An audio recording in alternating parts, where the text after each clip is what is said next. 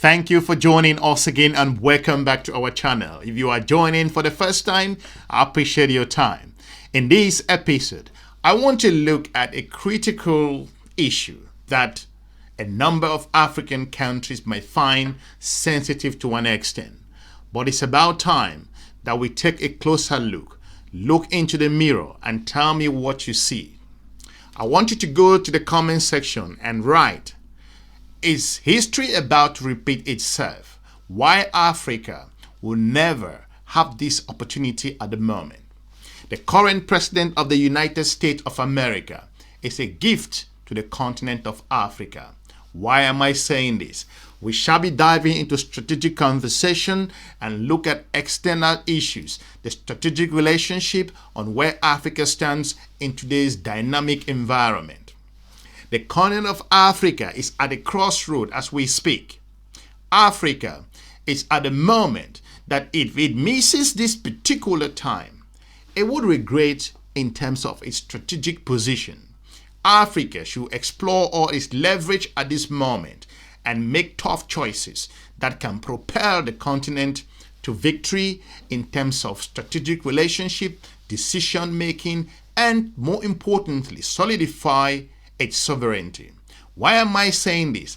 I have very important videos to play. Two very important women in the continent of Africa who, for example, came out very clear. One, a very experienced economist who have worked for Goldman Sachs, touched other very vital economic issues and looked and researched Africa. A Zambian economist with extensive resume. I don't want to go into that. We will look into that in a moment.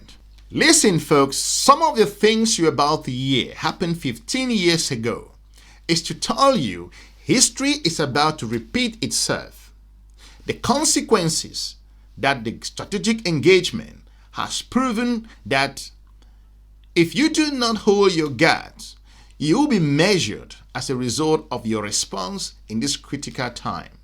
The United States has tested the continent of Africa, and African governments, officials, strategists, economists, advisors must prove they can pass this test. You claim that the peoples of Africa are getting poorer because we give them more money in aid.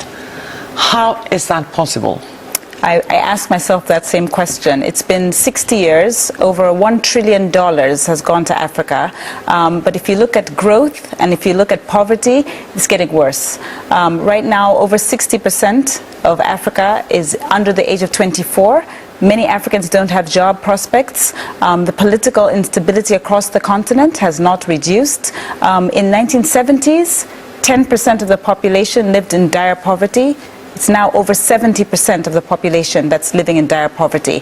And aid, unfortunately, brings in a lot of negative incentives. The governments behave badly, it discourages investment and entrepreneurship, and it disenfranchises Africans. So very often across the African continent, Africans are not able to hold their governments accountable for bad behavior. But are you talking about all sorts of aid, or is it just bilateral state-to-state aid? That's a very good question. There are basically three types of aid. There's humanitarian or emergency aid, and I think we should, as a global community, intervene when we see such tragedies as tsunami or earthquake. So I'm not talking about that type of aid. I'm also not talking about charitable aid, things like sending money for a scholarship. That's quite small money. I'm talking about the big... So NGOs you don't criticize? Well, they have problems, don't get me wrong. Okay. And ultimately, we want a society where Africans don't have to rely on NGOs to provide schools and healthcare, roads and security. We want Africa to stand on its own as an equal partner on the global stage. And charitable aid,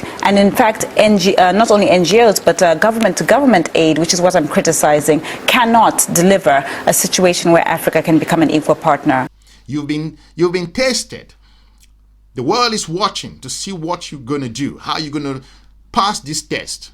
If you fail this test, you are done. I mean, if you fail to respond strategically in a way that will say that you are ready to lose it all, but to maintain your sovereignty. This is the moment that every continent has been waiting for. And Donald Trump is one of those leaders that has reminded you in a way that you got to sit up? There is no two way to say it.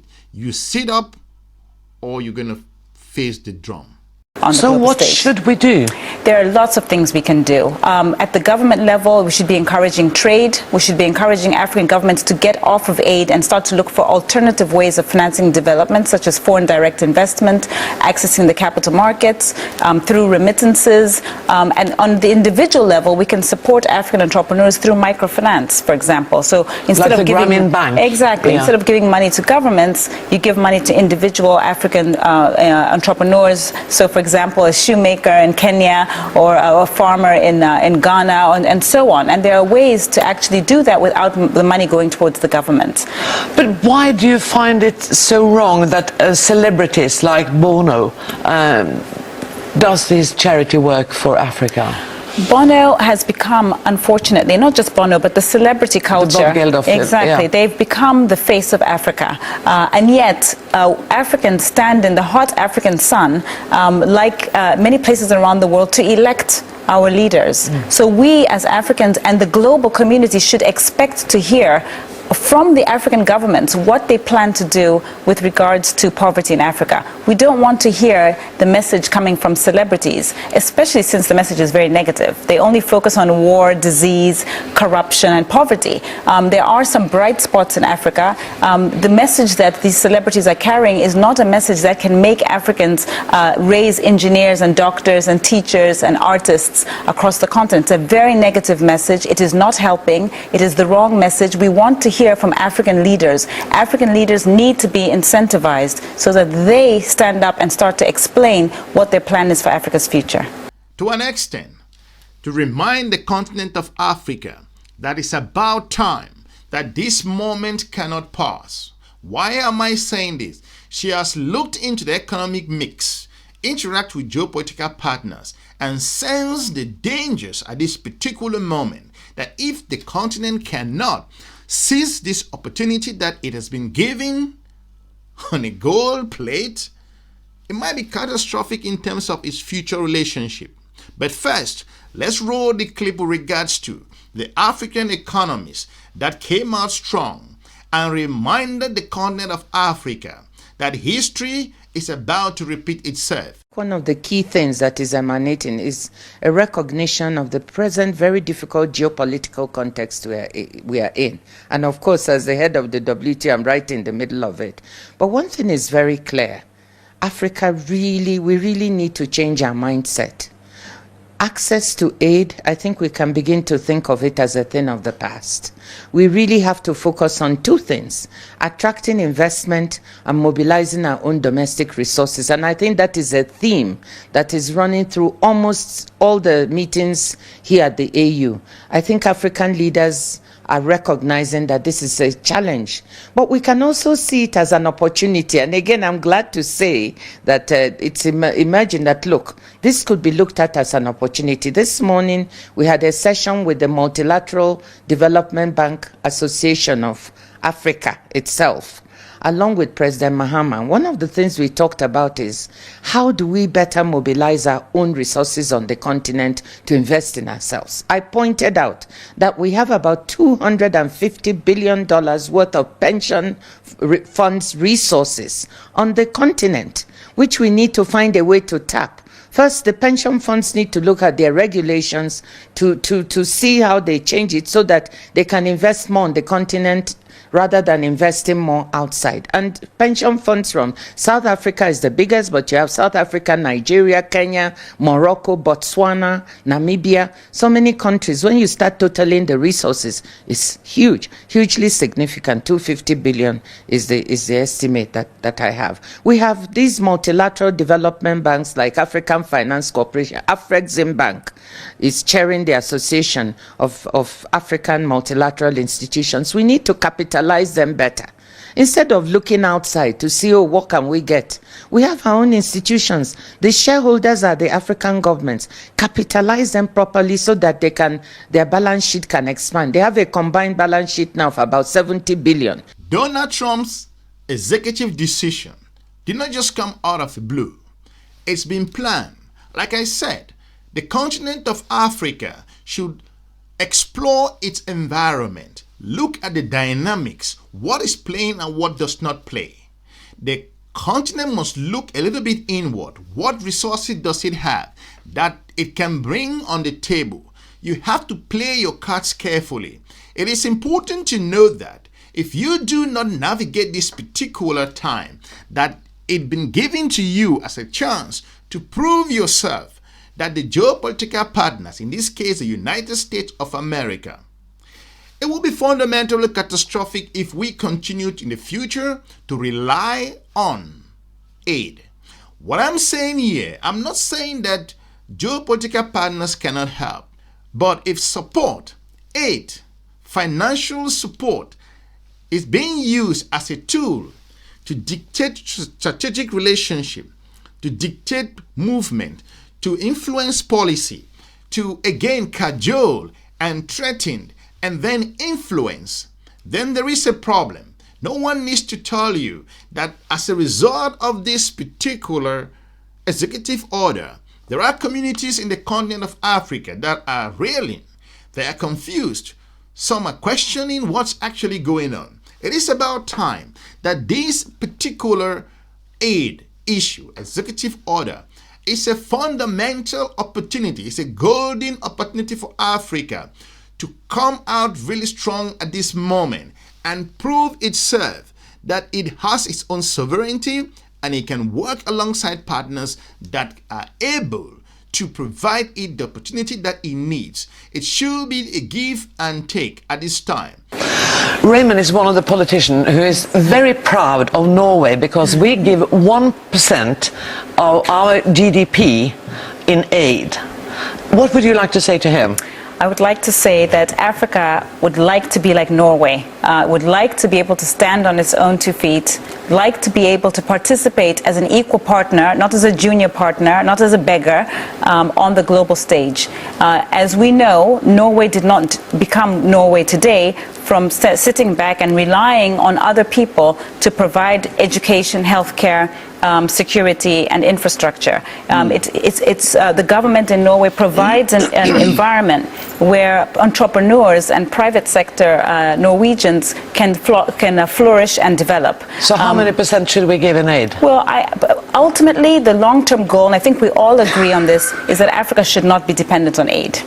Norway is not dependent on aid, nor is Sweden or Denmark or the UK or the US and so on. Yes, there are times, as I said, when we need to step in as a global society. My book is basically saying we need to actively start. This is an emergency situation. We need to start having the discussion of how Africa is going to wean itself off of aid and become an equal partner on the global stage. If you are threatened with aid, you got a lot of issues and resources down there that you are able to demonstrate to your strategic partner that it's not going to be business as usual. That's the reason why expert managing directors, global analysts, professionals are saying that it is an opportunity for African governments and officials, strategists, economists, policymakers, advisors to come out on the table and pull their A game to remind strategic partners that this moment is what we were waiting for. But if you look at the $70 billion, but if you look at the needs we have for infrastructure alone, up to more than 200 billion a year, you can see that we need to expand the balance sheets of these organizations. We have more than 84 national development banks and financial institutions, quite apart from the multilateral. How do we mobilize them and capitalize them better so they can help us finance? In Nigeria, during the time I was finance minister, we raised a diaspora bond of $300 million that was quite successful. That's another type of instrument you can tap in our resources of our people outside, not just inside the continent. So there's so many creative and innovative ways we can raise resources. I want to end by one thing. Another theme going here at the meeting is the realization that we have to better add value and monetize our mineral resources on the continent. Almost every head of state is talking about large discoveries of lithium, manganese, copper, so many things that are needed in the manufacture of electric batteries and vehicles. They are found on this continent. The issue is, how do we attract the right investment so they add value? They don't come dig up the mine the resources and get them processed elsewhere. They have to be processed on the continent to create more jobs for us and to increase our trade. If you look at the continent of Africa's trade, AGOA, the Intercontinental Trade Agreement, European Partnership Businesses, China, Russia, Middle Eastern partners, it tells you that no country can live without partners. But the continent of Africa has an opportunity to call the shot. Whatever direction that's going to take, like Mayo said, if the governments of the continent of Africa understands that the tap for aid is closed, it won't be a new chance to rethink, to readjust, to refocus the narrative in terms of the needy aspect of our relationship.